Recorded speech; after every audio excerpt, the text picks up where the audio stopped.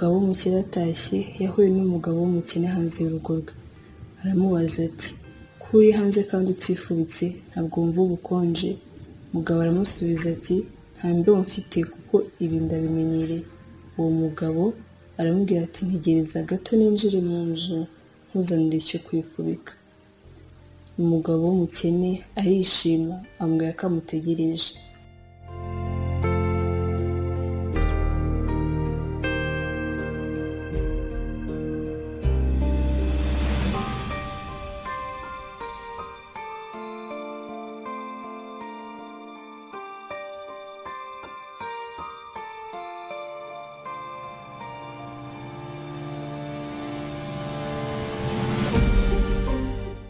Wa mukire arinjira ahugira mu bye yibagirwa wa musaza yasize hanze.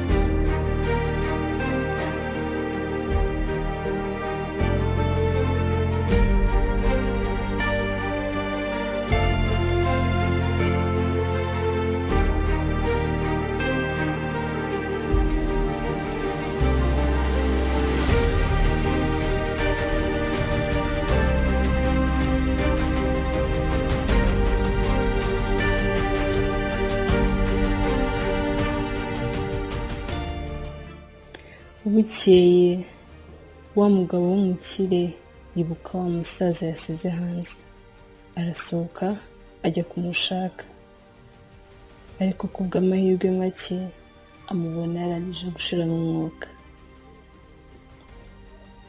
Gusa mbere y'uko apfa yari yamusigiye urwandiko ruvuga ruti, mu gihe ntari mfite icyo nifubika nari nariremyemo imbaraga zihangana n'ubukonje nabagamo kubera kubumenyera.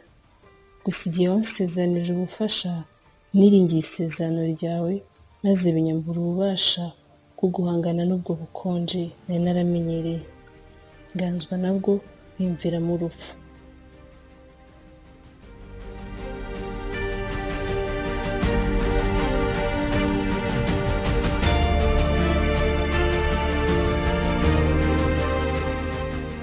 Ntuzasezeranye undi muntu icyo ari cyo cyose mu gihe utabasha kurinda isezerano ryawe. Bishobora kuba wowe nta nyungu bigufitiye, ariko ari iby'agaciro kuba wabisezeranije.